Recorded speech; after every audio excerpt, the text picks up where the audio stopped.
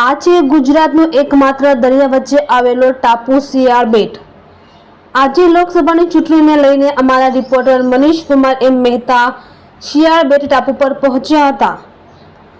શિયાળ બેટ ટાપુ પર 10,000ની વસ્તી ધરાવતું આખું ગામ માછીમારી પર નિર્ભર ગામ છે, પણ હાલ ગામમાં 2,000 વ્યક્તિઓ જ રહે છે, જ્યારે 75 થી 80% શિયાળ બેટ માનવ વસાહતના સ્થાનિકો માઇગ્રેશન કરીને રોજીરોટી માટે સ્થળાંતર કરી ચૂક્યા છે। ગામ આખું ખાલી ખમ જોવા મળી રહે છે, જ્યારે શિયાળ બેટ ગામમાં જાણે કફ્યુ હોય તેવો માહોલ જોવા મળ્યો હતો। તેનું મુખ્ય કારણ રોજગારી હતી ને 75 થી 80%ની વસ્તી આજુબાજુના ગામોમાં કે અન્ય શહેરોમાં રોજગારી માટે વસવાટ કરવા નીકળી ગઈ છે ને મોટા ભાગના ઘરોમાં આ અલીગઢી તાળા લટકી રહ્યા છે। ત્યારે લોકસભાની ચૂંટણીનું મતદાન નજીક છે ને ચૂંટણી પંચ દ્વારા વધુને વધુ મતદાન થાય તેવા અવેરનેસ કાર્યક્રમો કરી રહ્યા છે, પણ શિયાળ બેટમાં 5,500 આસપાસનું મતદાન છે ને હાલ માત્ર 500 થી 700 મતદારો જે નિવૃત્ત થઈને જીવન નિર્વાહ કરતા લોકો જ શિયાળ બેટમાં જોવા મળ્યા હતા ને રોજગારી માટે સ્થળાંતર કરીને અન્યત્ર શહેરોમાં ખેતી, માછીમારી કે મજૂરી કામે ઘરોને તાળા મારીને ચાલ્યા ગયા હોવાનું સ્થાનિક વયોવૃદ્ધે જણાવ્યું હતું। શિયાળ બેટના મોટા ભાગના ઘરો ખાલી છે, તો વયોવૃદ્ધ મહિલાઓ જ ઘરમાં કામકાજ કરી રહી છે ને દીકરાઓ કામ અર્થે બહાર વસવાટ કરતા હોવાનું વયોવૃદ્ધ મણિબેને જણાવ્યું હતું। જીવનના અંતિમ સફરમાં રહેલા વયોવૃદ્ધ માતાની આંખોમાં વિકાસની ઝાંખટ સ્પષ્ટ નજરે પડી હતી, જ્યારે સ્થાનિક અગ્રણીઓએ શિયાળ બેટમાં લાઇટ, પાણી, રોડ, રસ્તા સહિતની સુવિધાઓની વાત કરી હતી। બોલો સુરતભાઈ, ખાસ કરીને તમારા ગામમાં કેટલું મતદાન છે, તમારા ગામમાં લોકો કેટલા છે અને હાલ કેટલા લોકો વસવાટ કરે છે, શું કામે લોકો ઓછા છે, આટલી વાત કરો।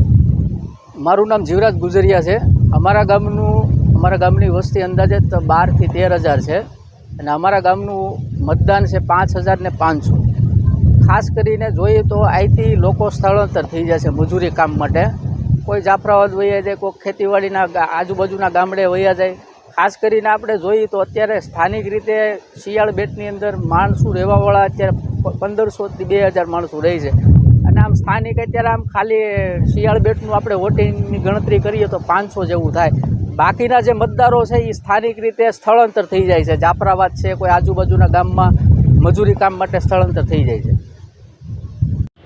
રાજ્યનું એકમાત્ર શિયાળ બેટ ટાપુ પર સરકારી તંત્ર દ્વારા રોજગારી માટે ખાલી ખમ ગામમાં મતદાન વધુ થાય તે અંગે અવેરનેસ વધારવાની આવશ્યકતા વધુ જોવા મળી રહી છે। ત્યારે આ વિસ્તારના એક સમયમાં ધારાસભ્ય તરીકે રહેલા અને હાલ ભાજપના નેતા શું અંબરીશ ડેડ શું કહી રહ્યા છે તે સાંભળો। પરંતુ મતદારોથી રોજગારીની બહાર બી ગયા છે, શું કરવું જોઈએ? લોકશાહીની અંદર મતદાન ખૂબ જરૂરી છે।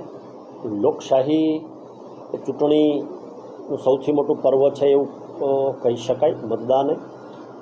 સ્વાભાવિક છે કે મતદાનનો સમય હોય ત્યારે રોજીરોટી કમાવા માટે, પોતાના ઘરનું ગુજરાન ચલાવવા માટે, પોતાના બાળકો ભણાવવા માટે, પોતાના વડીલ વૃદ્ધ મા બાપને કંઈ જરૂર પડે તો આરોગ્યની સેવાઓ સારી રીતે મળી રહે એના માટે પૈસા કમાવવા માટે સ્વાભાવિક છે કે બધા જ લોકો ખૂબ મહેનત કરતા હોય છે। વાત કરીએ દરિયાઈ પટ્ટીને, ખાસ કરીને શિયાળ બેટ એવું બેટ કે જ્યાં જવા માટે પણ હોડીમાં જ અવર જવર કરવી પડે છે। રોજગારીની કોઈ તકો ન હોવાને કારણે છેલ્લા ઘણા સમયથી લોકો માત્ર ચોમાસાના 4 મહિના જ મોટાભાગે ત્યાં હોય છે, બાકી 8 મહિના ગુજરાતના વિવિધ ક્ષેત્રોની અંદર રોટી કમાવા માટે જ્યારે જતા હોય છે ત્યારે ચોક્કસ પ્રમાણે સરકારે આ બાબતમાં વધુ પણ ધ્યાન દઈ અને મહેનત કરવી જોઈએ। અત્યારે જે રીતે સરકાર મહેનત કરી રહી છે મતદાન કરવા માટે, લોકોમાં અવેરનેસ આવે, લોકોમાં જાગૃતિ આવે એના માટે, પણ આ બાબતે પણ જો સરકાર ગંભીરતાથી કંઈક વિચારે તો ચોક્કસ પ્રમાણે આવનારા સમયની અંદર એ લોકોને પણ સ્થાનિક રોજીરોટી મળી રહે, જેથી કરીને આવા કોઈ લોકશાહીના પર્વો આવે ત્યારે એમાં ચોક્કસ પ્રમાણે ઉત્સાહથી ભાગ લેશે। લોકશાહીનું સૌથી મોટા પર્વમાં રોજગારી માટે શિયાળ બેટવાસીઓ 8 મહિના બહાર રહેતા હોય છે ને ચોમાસાના 4 મહિના જ શિયાળ બેટમાં સ્થાયી હોય, ત્યારે તંત્ર દ્વારા અવેરનેસ માટે ખૂબ જ પ્રયત્નશીલ છે। સાથે સરકાર પણ જો રોજગારી માટે શિયાળ બેટવાસીઓ માટે કરે તો ચૂંટણીના મહાપર્વમાં મતદાન વધી શકે તેવું ભાજપના નેતા અંબરીશ ડેરે જણાવ્યું હતું.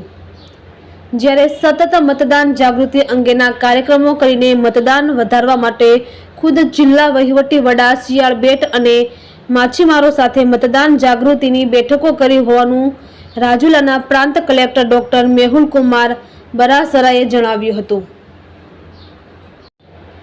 આદર્શ આચાર સંહિતા અમલીકરણ વચ્ચે મતદાન વધુ થાય તેવા તંત્રના પ્રયાસો છે, પણ ગુજરાતના એકમાત્ર દરિયા વચ્ચે આવેલા ટાપુ શિયાળ બેટ પર રોજગારીનો ગંભીર પ્રશ્ન હોય ત્યારે સ્થાનિક રોજગારીની તકો વધે તો મતદાન પણ વધી શકે તે અંગે પણ સરકારે વિચારવું જોઈએ.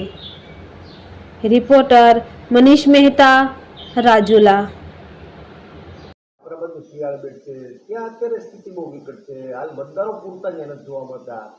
અવેરનેસ માટે શું કરશે તંત્ર?